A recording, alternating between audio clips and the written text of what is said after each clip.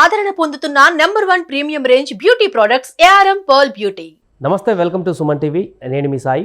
విశాఖ స్థానిక సంస్థల ఎమ్మెల్సీ ఎన్నికకు సంబంధించి తాజాగా వెలువడుతున్నటువంటి అప్డేట్ అందరినీ విస్మయానికి గురి చేస్తుంది. కూటమి నుంచి అభ్యర్థిని బరిలోకి దించకుండా ఉండేందుకు చంద్రబాబు నిర్ణయం తీసుకున్నట్టు కనపడుతుంది. దీంతో వైసీపీ నుంచి అభ్యర్థిగా ఉన్నటువంటి బొత్స సత్యనారాయణ ఏకగ్రీవ ఎన్నిక కాబోతున్నారా? దీనికి సంబంధించి మనం మాట్లాడదాం. మనతో పాటు Suman TV news chief editor Keshav గారు ఉన్నారు. సార్ నమస్తే. నమస్తే. సో అనూహ్యమైనటువంటి కూటమి నిర్ణయంతో బొత్స సత్యనారాయణ గెలుపు లాంఛనమేనా?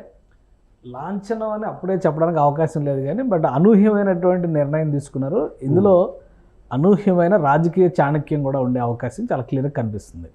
ఎందుకంటే విశాఖ స్థానిక సంస్థల కోటాలో ఎమ్మెల్సీ ఎన్నిక జరుగుతుంది. ఇందులో ఓటర్లు ఎవరెవరు అంటే మున్సిపల్ కార్పొరేషన్లు, మున్సిపాలిటీలు, అలానే జెడ్పీటీసీలు, ఎంపీటీసీలు, వీళ్ళందరూ కూడా అందులో ఓటర్లుగా వస్తారు. ఓవరాల్గా చూసినప్పుడు 841 మంది ఈ ఓటర్లు రిజిస్టర్డ్ ఓటర్స్ ఉన్నట్టుగా లెక్క తేలుతుంది. 11 స్థానాలు ఏవో ఖాళీ ఉన్నాయని చెప్పి అనేది అధికారులు చెప్పినటువంటి అంచనా. ఇటు అటు మార్పులు చేర్పులు జరిగిన తర్వాత అంటే కొంతమంది పార్టీలు మారినటువంటి పరిస్థితిని మనం చూసాం. మన విశాఖ స్టాండింగ్ కమిటీ ఎలక్షన్ రిజల్ట్స్లో కూడా మనం చూసాం. ఆ రకంగా చూస్తే కూడా 520 నుంచి 530 స్థానాలు వైసీపీకి, 520 నుంచి 530 ఓట్లు వైసీపీకి అనుకూలంగా ఉన్నవి అనేది ప్రాథమికమైనటువంటి సమాచారం.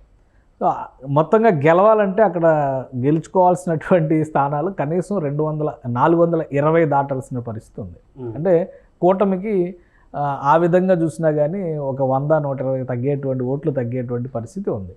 సో అందుకని చంద్రబాబు నాయుడు గారు కూటమి పక్షాన అభ్యర్థిని నిలపకూడదు అనేటువంటి ఒక నిర్ణయాన్ని తీసుకున్నట్టుగా, ఆ నిర్ణయానికి సంబంధించి పార్టీ అంతరంగికమైనటువంటి సమాలోచనలు జరిగేటువంటి సందర్భంలో టెలికాన్ఫరెన్స్లో ఆయన నాయకులకి చెప్పినట్టుగా, కానీ నాయకులు మాత్రం తీవ్రమైనటువంటి అభ్యంతరం తెలిపినట్టుగా కూడా ఒక సమాచారం వస్తుంది. అయితే విలువలతో కూడిన రాజకీయం చేయడం అవసరం. ఇప్పుడు అక్కడ క్లియర్గా మెజారిటీలు కనబడడం లేదు కాబట్టి పార్టీలు మార్చడం కోసం లేదా గెలవడం కోసం ఎవరిని పడితే వాళ్ళని పార్టీలోకి ఆహ్వానించడం కూడా సబబు కాదు. కాబట్టి కూటమి పక్షాన అభ్యర్థి ఉండకపోవడం మేలు అనేటువంటి నిర్ణయాన్ని చంద్రబాబు నాయుడు గారు నాయకులందరికీ కూడా చెప్పినట్టుగా తెలుస్తుంది. సో ఆ క్రమంలో చూసినప్పుడు పోటీ పెట్టకపోవచ్చు, కూటమి తరపున అభ్యర్థి ఉండకపోవచ్చు అనేది ప్రాథమికమైనటువంటి అంశం. కానీ విశాఖ జిల్లాకి చెందినటువంటి కూటమి నాయకులు పోటీ పెడితే ఖచ్చితంగా గెలిచి తీరతాం, ఆత్మ ప్రబోధానుసారం ఓటు వేసేటువంటి అవకాశాలు పుష్కలంగా ఉన్నాయి, చాలామంది విపక్ష నేత తీరుపైన అసంతృప్తితో అసహనంతో ఉన్నారు అని చాలా స్పష్టంగా చంద్రబాబు నాయుడు గారి దృష్టికి తీసుకెళ్ళినట్టుగా సమాచారం ఉంది. సో ఆయన ఫైనల్ కన్క్లూజన్ ఎందుకంటే ఇంకా కొన్ని గంటలు మాత్రమే మిగిలి ఉంది. ఒకవేళ నామినేషన్ వేసేటువంటి పక్షంలో ఎవరు అభ్యర్థి ఎవరనే క్లారిటీ ఇవ్వాలి, నామినేషన్ పత్రాలు రెడీ చేసుకోవాలి, అవన్నీ తీసుకెళ్ళి సాయంత్రం 3 గంటల లోపు ఫైలింగ్ చేసుకోవాలి. కాబట్టి ఇప్పుడున్న పరిస్థితుల్లో అయితే కూటమి అభ్యర్థి నిలపకపోవచ్చు. క్లీన్ పాలిటిక్స్కి మనం ప్రజలు ఇచ్చినటువంటి అభిప్రాయాన్ని, అంటే ప్రజలు ఇచ్చినటువంటి జడ్జిమెంట్ని, తీర్పుని గౌరవిస్తూ ఈ విషయంలో రాజకీయాలకి చోటు ఇవ్వద్దు అనేటువంటి మాట అయితే చంద్రబాబు నాయుడు గారు క్లియర్గా చెప్పారు అనేది వస్తున్నటువంటి ఎమ్మెల్సీ ఎన్నికకు సంబంధించి అప్డేట్ వచ్చి చాలా రోజులు అవుతుంది. అంటే అప్పటి నుంచి కూడా స్థానిక సంస్థలకు సంబంధించినటువంటి నాయకులని తమ పార్టీలోకి చేర్చుకోలేకపోవడం కారణంగానే ఈ నిర్ణయం తీసుకున్నారనుకోవచ్చా? అంటే ఒకటి ఇక్కడ చేర్చుకోలేకపోవడం అనేది కాదు, చేర్చుకోలేదు కాబట్టే ఈ నిర్ణయం తీసుకోవాల్సిన పరిస్థితి వచ్చింది అనుకోవాలి. ఎందుకంటే అఖండమైనటువంటి మెజారిటీ కూటమికి వచ్చింది. 175 అసెంబ్లీ స్థానాల్లో 164 స్థానాలు దక్కించుకోవడం అంటే మామూలు విషయం కాదు. ప్రతిపక్ష హోదా కూడా రాని నిస్సహాయ స్థితిలో విపక్షం ఉన్నటువంటి మాట వాస్తవం ఇప్పుడు.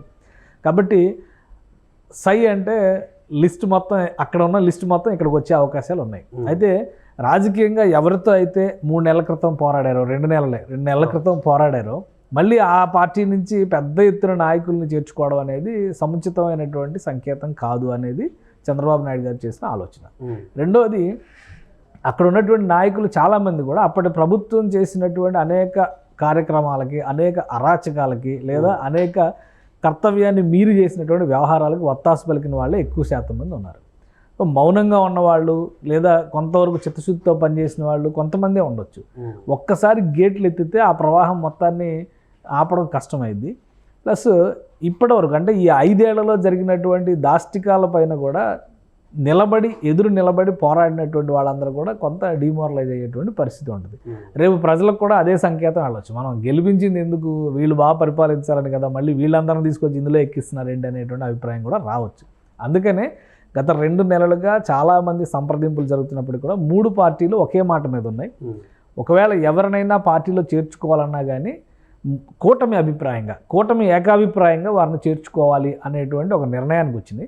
ఆ క్రమంలోనే సంప్రదింపులు జరిపినటువంటి నాయకుల జాబితాను కూడా పక్కన పెట్టినటువంటి పరిస్థితి ఉంది. మీరు ఒక విషయం గమనిస్తే గత నెల రోజుల్లో వైఎస్ఆర్సీపీకి రాజీనామా చేస్తున్నటువంటి నాయకులు ఉన్నారు, కానీ ఇతర పార్టీలో చేరుతున్నటువంటి పరిస్థితి ఇంకా ఎక్కడా లేదు.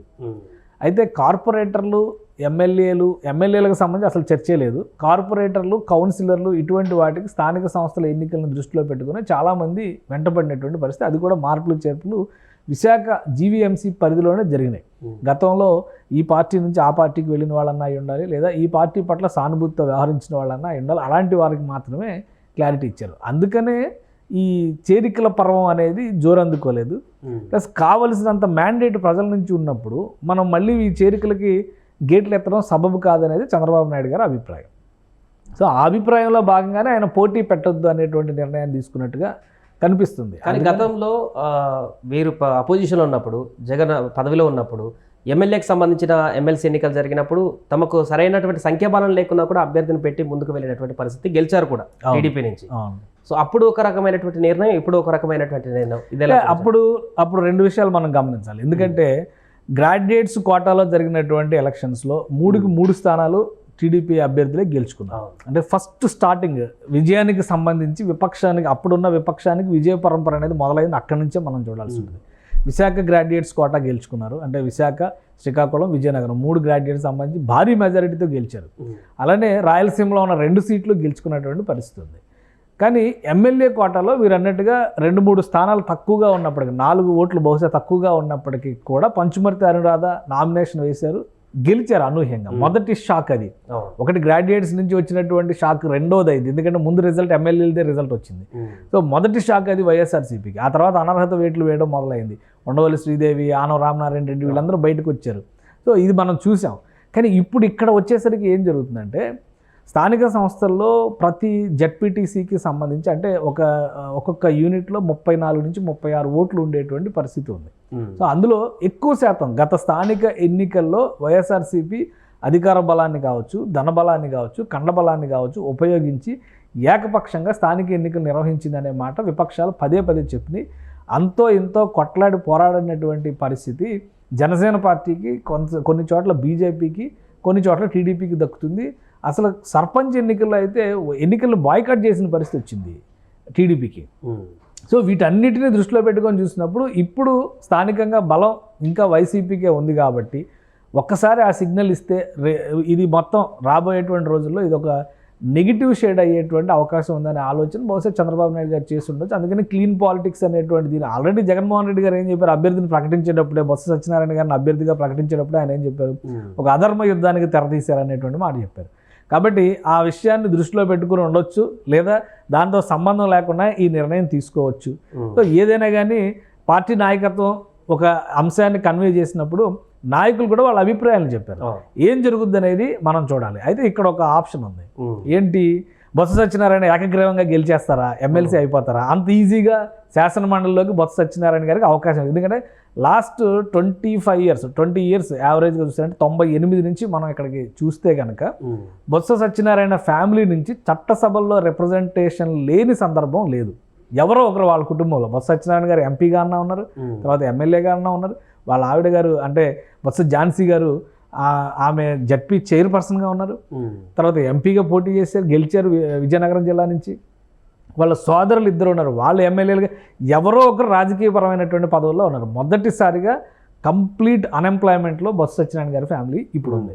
సో అలాంటి పరిస్థితుల్లో బొత్స సత్యనారాయణ గారిని అంత ఈజీగా చంద్రబాబు నాయుడు గారు శాసనమండలిలోకి రాణిస్తారా? ఇది ఒకసారి ఆలోచించాల్సినటువంటి అంశం. అయితే నామినేషన్స్ చివరి రోజు ఉదయం వరకు, మధ్యాహ్నం తర్వాత ఏమన్నా నామినేషన్స్ ఫైల్ అవుతాయా లేదో మనం చూడాలి. కానీ ఇప్పటి వరకు నామినేషన్స్ 2 ఫైల్ అయినాయి. ఒకటి బొత్స సత్యనారాయణ గారిది, ఇంకోటి లోకల్గా మహమ్మద్ సఫీ అనే ఆయన ఒక నామినేషన్ వేశారు. ఆయన సాధారణంగా నార్మల్గా ఆయనకున్నటువంటి ఆసక్తి మేరకు వేసినటువంటి నామినేషనా ఇది, లేదు బ్యాక్ ఎండ్ నుంచి మరెవరైనా సపోర్ట్తో ఆయన పోటీ చేస్తున్నారా, ఇది క్లారిటీ రావాలి. ఒకవేళ బొత్స సత్యనారాయణ గారు నామినేషన్ ఆయన నామినేషన్ రెండు పోటీలో ఉంటే ఏకగ్రీవం కాదు, ఎన్నిక జరగాల్సినటువంటి పరిస్థితి ఉంటుంది. అప్పుడు ఆయన మద్దతు కోరొచ్చు, కూటమి నాయకత్వం మద్దతు కోరొచ్చు, నేను పోరాడతానని. గెలుస్తారా లేదో తెలియదు. ప్లస్ కూటమి నాయకత్వం పోటీలో లేదు కాబట్టి మీ అభిప్రాయం మేరకు మీ అభిష్టం మేరకు మీరు ఓటు వేయండి అంటే ఓటింగ్ కన్వర్ట్ అవ్వచ్చు. ఎందుకంటే 30వ తారీఖు వరకు ఓటింగ్కి టైం ఉంది. ఈ 15 రోజులు రాజకీయం ఎటైనా కానీ మరలొచ్చు. బొత్స సత్యనారాయణ గారు ఏకగ్రీవంగా గెలుస్తారు అనుకోవడం అసాధ్యం అనేటువంటి అభిప్రాయం అయితే నాకు అనిపిస్తుంది. ఇంకా ఎవరైనా నామినేషన్స్ వేస్తే ఇంకొక నామినేషన్ ఫైల్ అయింది అనుకోండి, ముగ్గురు మధ్య పోటీ ఉండొచ్చు. 2 నామినేషన్లు ఫైల్ అయ్యి 2 నామినేషన్లు కూడా 15వ తారీఖుకి క్లారిటీ వస్తుంది. అంటే ఉపసంహరణ ఉంటుంది, స్క్రూటినీ కంప్లీట్ అయిపోతుంది. కాబట్టి 2 కూడా ఒక ప్రాపర్ ఫార్మేట్లో కనుక ఉంటే పోటీ ఉండడానికి అవకాశం అయితే ఉంది. పోటీ లేకుండా ఎన్నిక జరుగుద్దని మనం అప్పుడే చెప్పలేము.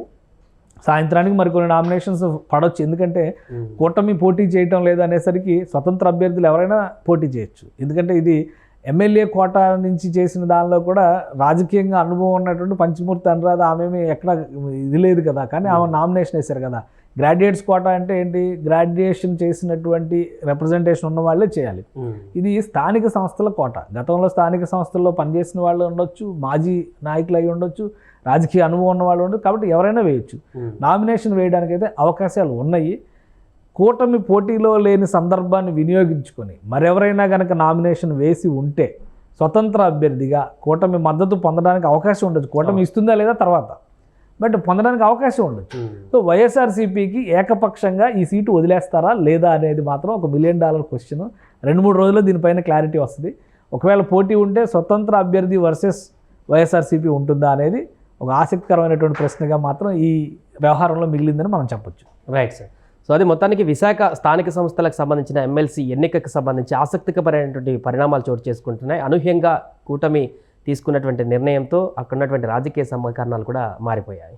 సుమన్ టీవీలో మీ పర్సనల్ అండ్ బిజినెస్ ప్రమోషన్స్ కోసం కింది నెంబర్కి కాంటాక్ట్ చేయండి.